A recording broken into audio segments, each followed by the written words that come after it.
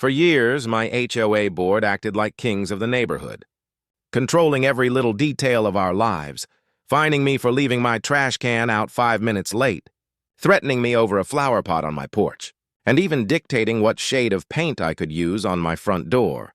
But behind their endless rules, something felt off. Strange late-night meetings at the clubhouse, mysterious maintenance fees that never showed any repairs, and neighbors whispering about board members living far beyond their means. So I decided to dig deeper, quietly, carefully, because I knew if they discovered what I was doing, they'd destroy me before I ever got close to the truth. I began saving every letter, every suspicious email, even snapping photos of cars pulling up to the president's house late at night. And as the weeks passed, my file grew thicker until I realized I wasn't just uncovering greed.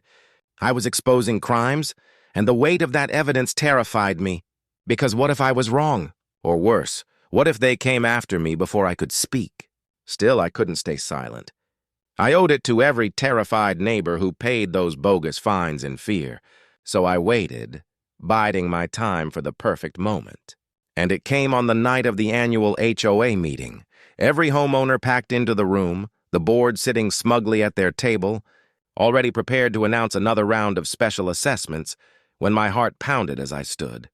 Folder in hand, my voice shaking as I said, "Before you speak, I think the neighborhood deserves to hear this." And then I opened the folder and laid everything bare.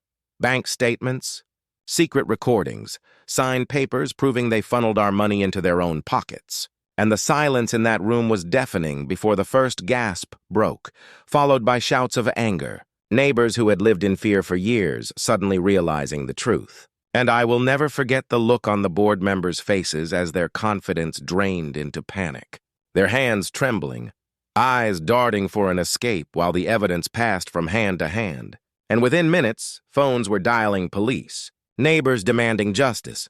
The room that once echoed with their orders now filled with cries for their arrest. And by the end of that night, investigations had begun. Officers were at their doors, and one by one those board members who thought they were untouchable were dragged down by their own corruption, leaving me standing in a neighborhood that finally breathed free. My yard turning from a place of warnings and fines into the spot where the whole community gathered to celebrate our freedom.